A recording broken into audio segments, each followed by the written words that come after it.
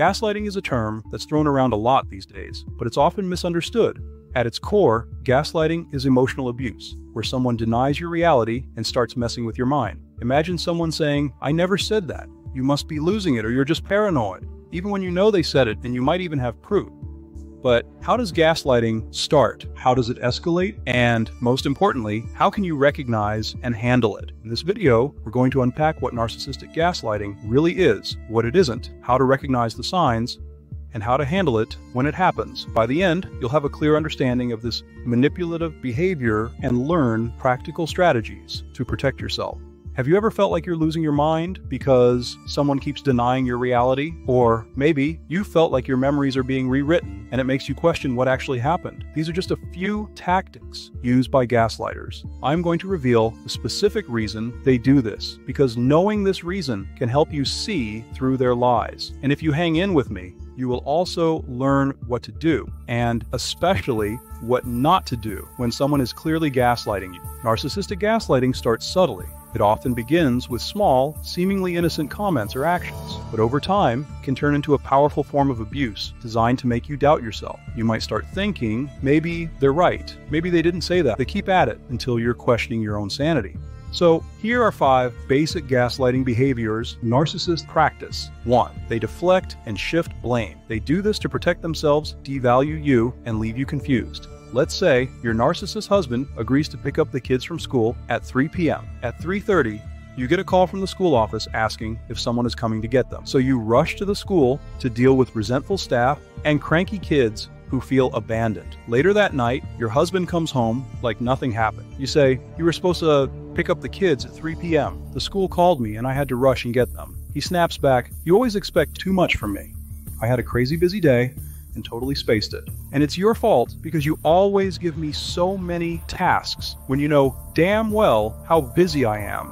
The real issue is, he didn't pick up the kids like he promised. Arguing won't help because he's not addressing what he did today. You either accept his behavior or find another way to handle the school pickups. This blame shifting is how the narcissist protects their inflated self-image and avoids feeling inadequate. If it's your fault, then there's nothing wrong with him. Arguing about why he was late won't get you anywhere because he'll just keep blaming you for expecting too much. 2. They rewrite your memories. Gaslighters confuse and disorient you, making you question your own recollections so they can implant false memories or control how you think. If they make you doubt your feelings or experiences, that's a sure red flag. 3. They question your mental well-being. Someone trying to manipulate you will often make you question your own sanity. They might ask things like, "Do you hear yourself?" Or, "You sound crazy, right?" This type of gaslighting is direct and aimed at making you unsure of your own thoughts and ideas. It's intimidating, especially if your self-esteem is already low.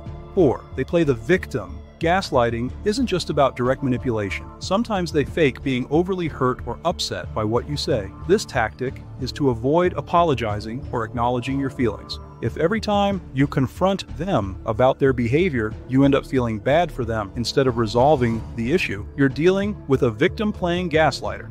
5. They dismiss your feelings. When you voice your needs and they respond with, "You're being too sensitive." Gaslighters don't care about your feelings. They're too busy twisting reality to fit their narrative. By making you think you're the problem, they dodge responsibility for their own mistakes and flaws. Now, let's look at what is not gaslighting. But one more point I need to make before I get to it. It's crucial to understand that gaslighting and narcissism aren't the same thing. It's easy to mix them up because every narcissist gaslights, but not all gaslighters are narcissists. Some people gaslight without being narcissistic, without toxic intent. They might do it because they're defensive, insecure, or just clueless. They might deny things to avoid conflict, or because they genuinely remember things differently. It's more about their perception or fear than a desire to control you. It can still hurt, but it's not usually a power play.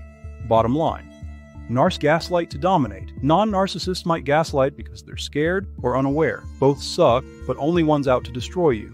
So here's what's not gaslighting: anger and disagreement. If you express an opinion like saying you don't like a movie they like, and they get angry, that's just their reaction. Now, if they say, "You seem to like this movie until you heard I liked it. You just like contradicting me," that's gaslighting. See the difference? Simply lying is also not gaslighting. For example, You ask your daughter if she took your favorite jacket and she denies it. Later, you find the jacket in her closet and confront her. If she looks embarrassed and says, "Okay, you got me, I borrowed it," that's lying. Liars might feel embarrassed or defensive, but they lie to cover their actions and don't usually attack you for catching them. But if she responds with like, "Why are you snooping through my stuff? Are you always this paranoid?" That's gaslighting. She's making you doubt your own trustworthiness for discovering the truth. Or you ask your coworker if they finished the report they promised to submit by the end of the day. They look you in the eye and say, "Done, I emailed it to you." Later, you check your email. No report. You confront your coworker the next morning, and they look embarrassed and say, "Oh, I totally forgot to send it. I finished it late last night, but didn't hit send. Here it is now." That's lying. But if, instead, they respond with, "I sent it to you. You must have deleted it by mistake," that's gaslighting. Next thing that is not gaslighting: difference in beliefs.